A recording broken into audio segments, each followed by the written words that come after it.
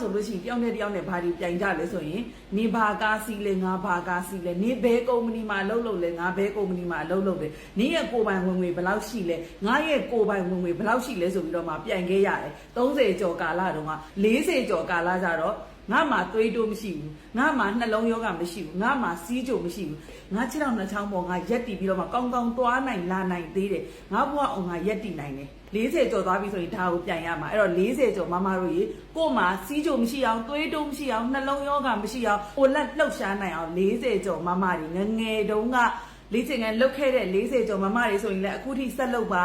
ငယ်တုန်းကလေ့ကျင့်ခန်းမလုပ်ခဲ့တဲ့မမတွေဆိုရင်အခုကနေစပြီးတော့မှလုပ်ပါ40ကျော်မှာစီးကြိုမရှိဘူးသွေးတိုးမရှိဘူးနှလုံးမရှိဘူးငါတို့ကဘာသာတဲ့ပါတယ်ဆိုပြီးတော့လက်မထောင်ပြီးပြောနိုင်အောင်လို့ကိုချစ်ပါကိုချစ်ပြီးတော့မှလေ့ကျင့်ခန်းကိုအခုကနေစလုပ်ပါလေ့ကျင့်ခန်းလုပ်ပြီးတော့မှဒီလိုမျိုးထွက်လာတဲ့ချွေးတွေကတကယ်ကိုတန်မိုးရှိတယ်အချိန်မရှိလဲအနည်းဆုံးတစ်နေ့ကိုနိုင်ဝက်ခန့်မိမိကိုချစ်ပါရှင်